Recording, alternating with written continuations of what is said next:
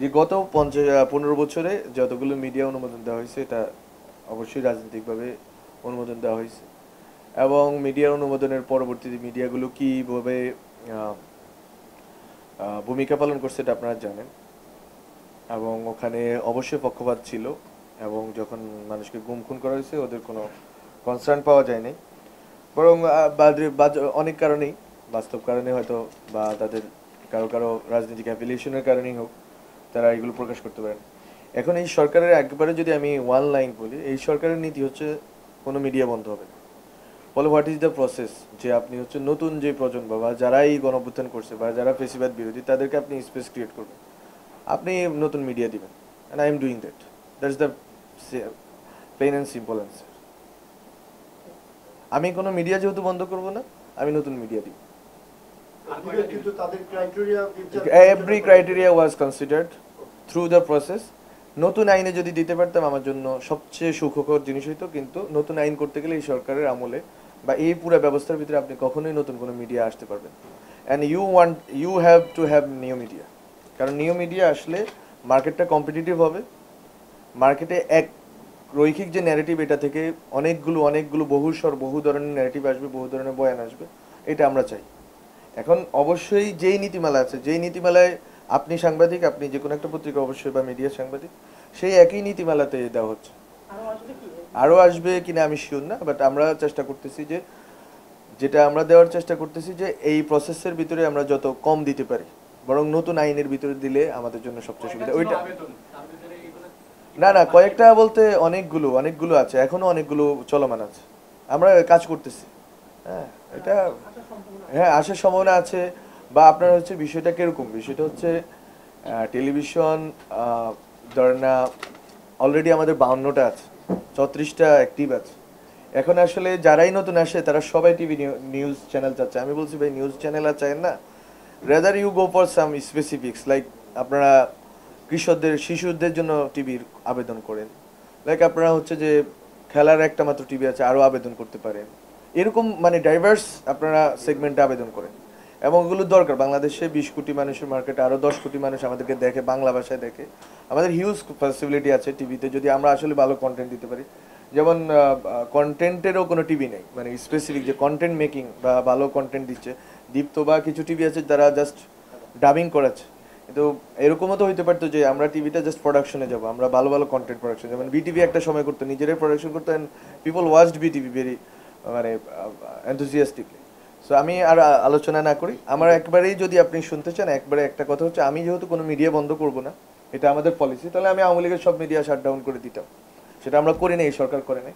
বলে আমরা যেটা করতেছি যে ফেসিবাদ বিরোধী যারা আছে তাদের জন্য মিডিয়া অবকাঠামোটা উন্মুক্ত করতেছি, তারা যেন এখানে ঢুকে এবং এখানে যেন বহু স্বর অন্তর্ভুক্ত হয়, পক্ষে বিপক্ষে তর্কটা জমে উঠে এবং গণতান্ত্রিক হয়। That's my only philosophy. আর প্লিজ আমি গভর্নমেন্টের অন্যতম পলিসি ছিল যে এই জড়িয়ে একটা কেওটিক সিচুয়েশন তৈরি করা যাতে সাংবাদিকতা দুর্বল হয়। এটা কি সেইটার এক্সটেনশনই হচ্ছে কিনা তাহলে? আমি বলি আপনারা হচ্ছে যে মিডিয়া বেশি হলে কেওটিক সিচুয়েশন হয়, এটা আসলে ভালো আইডিয়া না। এটা আসলে ভালো কোনো আইডিয়া না, বরং কয়েক হাজার মিডিয়া আছে, কয়েকশো মিডিয়া আছে বিভিন্ন দেশে, খুব যে কেওটিক সিচুয়েশন হচ্ছে এরকম না। বরং যে মিডিয়া অবজেক্টিভ থাকবে, যে মিডিয়া জনগণের প্রতি দায়বদ্ধ থাকবে, ওই মিডিয়ায় সামনে আসবে, অন্য মিডিয়া হারাই যাবে। দ্যাটস দ্য সিম্পল মানে পলিসি। আপনি বিজনেসে আপনি ভালো করতে হলে আপনাকে অবজেক্টিভ হইতে হবে, আপনাকে মানুষের কাছে দায়বদ্ধ হইতে হবে। এখন আপনি যদি দালালি সাংবাদিকতা করেন, অপসাংবাদিকতা করেন, তাহলে মানুষ আপনাকে প্রত্যাখ্যান করবে।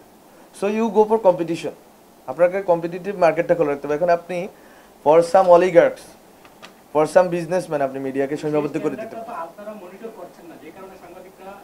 মনিটর শুনেন, মনিটর করা এক জিনিস, আর এটা হচ্ছে নিয়ন্ত্রণ করা।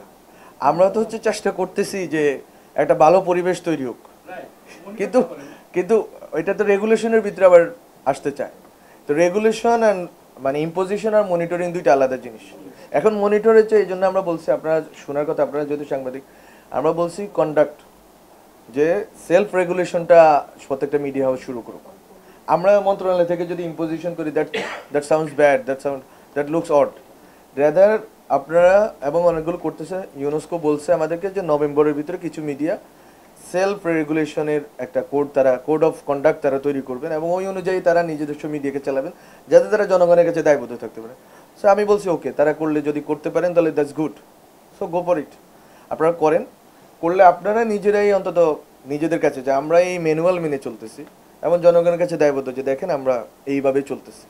So you will have a code of conduct and you will follow that. মন্ত্রণালয় এখানে হস্তক্ষেপ করবে না, মন্ত্রণালয় যেটা হচ্ছে যে নীতিমালা আছে, যেগুলো আছে এক্সিস্টিং আরও আসবে, সেগুলো অনুসরণ করবেন। ইম্পোজিশন মানে নিয়ন্ত্রণ তো আমরা চাই না রে ভাই। ওকে, ঠিক আছে।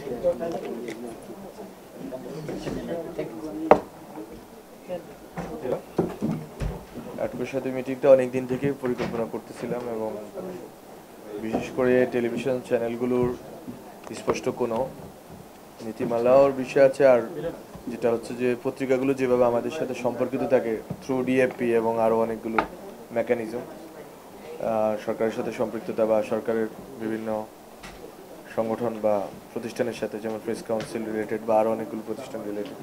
টেলিভিশন মিডিয়াগুলোর ক্ষেত্রে এটা ঘটে নাই। আর টেলিভিশন মিডিয়াগুলো বেসিক্যালি গত 15 বছরে বুম করছে। এর আগে 6টা বা 7টা বোধ হয়েছিল, এরপরে গত 15 বছরের বেশি সবচেয়ে বেশি মিডিয়া অনুমোদন হয়েছে, 40টারও বেশি আমার যতটুকু জানা আছে। তো সব কিছু মিলিয়ে এখন এই বর্তমান পরিস্থিতিতে আমরা আসলে আইনের জায়গাটা যেটা আছে, গণমাধ্যম কমিশনের সুপারিশ আছে কিছু, ওই অনুসারে আমাদের আইনের কিছু সংশোধনের বিষয় আছে। গণমাধ্যম কমিশনটা ইটসেলফ এটা ব্যাপারে আসলে আপনাদের মতামতটা জানা। আমাদের সচিব মহোদয় উনি হচ্ছে যে বসছেন অলরেডি, আপনাদের সাথে একটা নীতিমালা বিষয়ে বা কথা বলছেন যে আসলে কিভাবে কাজটা করা যায়, আইন এবং নীতিমালা বা অধ্যাদেশ কি করা যায়। তো আমরা আসলে চিন্তা করতেছি যে আসলে গণমাধ্যম কমিশন একটা বিষয়, এটা আমরা পজিটিভ আছি, কিন্তু সবার মতামতের ভিত্তিতে আমরা করতে চাই। আমাদের হয়তো সময় অনেক কম, কিন্তু এই সময়ের ভিতরে যতটুকু পারি আমরা এগিয়ে নিতে চাই। আর আরও কয়েকটা জিনিস আছে, যেমন সাংবাদিকতা সুরক্ষা আইন। এই আইনের সাথে আপনাদের এটা টেলিভিশন চ্যানেলের সাথেও যুক্ত হবে, মানে এটা শুধুমাত্র যেটা হয় আর কি প্রিন্ট মিডিয়াতে না, টেলিভিশন চ্যানেলের সাংবাদিকরাও এটার আওতায় থাকবেন যেহেতু, ফলে এটাও আপনাদের জানা দরকার। আর আমাদের আরও যেটা উদ্যোগ আছে যে ওয়েজ বোর্ডের বিষয়টা আপনাদের সাথে আলোচনা করে থাকে। আমি নওয়াবকে বলছি, নওয়াবের সাথে একটা মিটিং আমার হয়েছিল, পরে এটার ফলো আপ আমরা মিটিং চাইছিলাম, কিন্তু ওনারা হয়তো ওনাদের প্রতিনিধি পাঠাইছে, আরও এক্সটেন্সিভ মিটিং দরকার। সো এই দুইটা বিষয়, সাংবাদিকতা সুরক্ষা আইন, গণমাধ্যম কমিশন, এবং হ্যাঁ অবশ্যই তৃতীয় যে ওয়েজ বোর্ড বা সাংবাদিকদের বেতন কাঠামোর বিষয়ে আসলে আমরা কোনো সিদ্ধান্তে আসতে পারি কিনা। এবং যেখানে যেটা বলা হয় যে সাংবাদিকদের বেতনের বিষয়টা, যে সরকার তো এটা বেসরকারি প্রতিষ্ঠান, সরকার কেন এখানে হস্তক্ষেপ করবে। এখন বিষয়টা হচ্ছে সরকার বেসরকারি প্রতিষ্ঠানে হস্তক্ষেপ করবে, বিষয়টা এরকম না। বিষয়টা হচ্ছে সরকার যেহেতু অনুমোদন দেয়, দায়িত্বটা নেয় এবং এখানে আরও কিছু কর রেয়াতের ব্যবস্থা করে, বিশেষ করে সংবাদপত্রের ক্ষেত্রে যেটা করে, যে একবার নিউজ প্রিন্ট আমদানি থেকে শুরু করে পত্রিকা বিজ্ঞাপন থেকে শুরু করে অনেক বিষয়।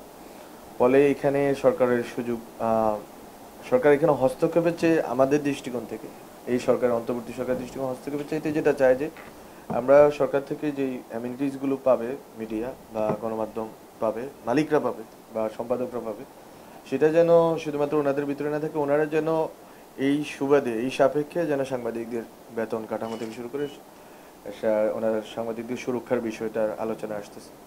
এবং সামনে নির্বাচন, সাংবাদিকদের সুরক্ষার বিষয়টা অনেক বেশি গুরুত্বপূর্ণ। বরং সাংবাদিকদের সুরক্ষাটা এটা কি শুধুমাত্র আইন শৃঙ্খলার প্রশ্ন, নাকি হচ্ছে সাংবাদিকদের ট্রেনিংয়েরও প্রশ্ন, যে সাংবাদিকরা কোথায় আসলে তথ্য সংগ্রহের জন্য যাবেন এবং ওখানে আসলে প্রতিকূল পরিস্থিতি কীরকম হইতে পারে, ওনাদের বেস্টের বিষয় আছে কিনা, এই সবগুলো বিষয় নিয়ে আজকে আলোচনা। আমরা হয়তো আলোচনা ঢুকবো। এখন আমরা চাচ্ছিলাম আপনাদেরকে একটা ছবি তুলে এরপরে হচ্ছে যে হয়তো ব্রিফিংটা আপনাদের সাথে কথা বলে ব্রিফিং করবো। এখন প্রথমেই ব্রিফিংটা কেমন করি এটা আমি বুঝতেছি না, সো আমি জানি না। সো আই থিঙ্ক আমরা একটু কিছু সময় গেল, আমি আসতে দেরি হলো, বাট আমার জায়গা থেকে যেটা, যে এই আলোচনাগুলো আমরা আজকে করবো, এটা আপনাদের কাছে ব্রিফ। আলোচনার পরে হয়তো আমরা আমাদের প্রেস রিলিজ আমরা দিয়ে দিব যে আসলে আমাদের কি আলোচনা হয়েছে এবং এটা পরবর্তীতে আমরা কিভাবে আইনে বা নীতিমালায় বা আমাদের অন্য কোনো মেকানিজমে আমরা কিভাবে এটাকে ইনক্লুড করব। এবং যে প্রতিষ্ঠানগুলোর কথা বলা হচ্ছে, যে গণমাধ্যম কমিশন, সাংবাদিকতা সুরক্ষা আইন এবং যে ইনস্ট্রুমেন্টগুলো আর কি, এবং হচ্ছে যে সাংবাদিকদের মজুরি, এই বিষয়গুলো আমরা বলে দিব ক্লিয়ার। এখন আপনাদের যদি স্পেসিফিক কোনো কোয়েশ্চেন থাকে আমি জাস্ট দুইটা কোয়েশ্চেন নিব। আমি পলিটিক্যাল কোয়েশ্চেন নিব না, আমি মনে করি যে এটা আমার মন্ত্রণালয় রিলেটেড এবং টেলিভিশন চ্যানেল বা টেলিভিশনের যে ইকোসিস্টেম বা পুরো সাংবাদিকতা রিলেটেড প্রশ্ন থাকলে আমি নিব। সেটা অবশ্যই করা হবে, অবশ্যই করা হবে। এবং আমরা যদি, আমি তো বলছি এটা আমার ফার্স্ট প্রায়োরিটি। আমি যদি যে দিনে আমি থাকি এটা আমি যত দ্রুত আগাইতে পারি সেদিকে আমি এগোচ্ছি। এবং এই জন্যই হচ্ছে যে আপনাদের সাথে, কারণ আপনাদের সবার কনসার্নে আমার এটা করার ইচ্ছা, যাতে হচ্ছে আইনটা বাস্তবায়ন। আইন তো অনেক সুন্দর সুন্দর আইন আছে বাংলাদেশ, কিন্তু বাস্তবায়ন নেই। বলে উই আর ট্রাইং, এবং আমরা এটা করব। হ্যাঁ, আমার আরেকটা প্রশ্ন নিবেদন। একটা প্রশ্ন ছিল, আমরা জানি যে অনেক অনলাইন থেকে এদেরকে একটা আইনের কাঠামোতে নিয়ে আসবেন কিনা? সেটা আমরা অলরেডি হচ্ছে শুধু অনলাইন না, ওটিটি থেকে শুরু করে আরো যেসব অনলাইন তো এই জগৎটা অনেক বিস্তৃত এখন। তো ওটিটি এটার ভিতরে পড়ে online media, YouTube channel, socials যেগুলো আছে সবগুলো মিলে আমরা আইসিটি ডিভিশনের সাথে মিলে আমাদের মন্ত্রণালয়ের প্রাথমিকভাবে আমরা মিটিং করছি আরো 2 মাস আগে। এখন আলোচনা চলতেছে। আমরা আগামী সপ্তাহে একটা মিটিং আছে। সো আমরা আশা করি যে একটা সমন্বিত নীতিমালার দিকে যেতে পারবো, যে ওটিটি থেকে শুরু করে অনলাইনে যত ধরনের কন্টেন্ট আছে এগুলোকে কিভাবে একটা নীতিমালার আওতায় আনা যায়। কোনো আইন না, কোনো অনুশাসন না যে একবার ইম্পোজিশন যে এটা বন্ধ করে দিব, ওটা রেখে দিব। বরং হচ্ছে যে একটা নীতিমালা, যাতে জনগণ স্পষ্ট থাকে যে আসলে আমরা কি দেখতেছি। এবং এখানে হচ্ছে যারা যেসব আউটলেটগুলো হচ্ছে ফাইন্যান্সিয়ালি যারা উপকৃত হয় তারা হয়তো সরকারের অনুমোদনের আওতায় আনতে হবে তাদেরকে, এরকম একটা প্রাথমিক বোঝাপড়া আমাদের আছে। তো আমরা এগুলো শুরু করলাম, দেখি এটা আমরা করে যেতে পারি কিনা। এটা একটা সামগ্রিক, এটা একটা বড় ইকোসিস্টেম, এটাকে আমরা অবশ্যই নীতিমালা আনার চেষ্টা করবো, কিন্তু সবটা পারা যাবে না। হ্যাঁ, কারণ হচ্ছে ব্যক্তি মানুষ ধরেন একটা ফেক আইডি খুলে, যে আমরা এখন তো এটা চর্চিত বিষয় আনোয়ার টিভি একবারে লোগোর মতো করে ইউজ করে, এখন এটাতে আপনি you can't go through legal process, কারণ হচ্ছে ও বসে আছে অস্ট্রেলিয়াতে বা অন্য কোনো জায়গাতে। So you can't do that. So এটা একটা আমাদের একটা সংকট, কিন্তু আমরা যতটুকু পারি এটা আমাদের প্রসেসের ভিতরে আইনের আওতায় নিয়ে আসবো, নীতিমালার আওতায় নিয়ে আসবো। তো থ্যাংক ইউ। একটা সম্প্রতি খুব 2টা টেলিভিশনকে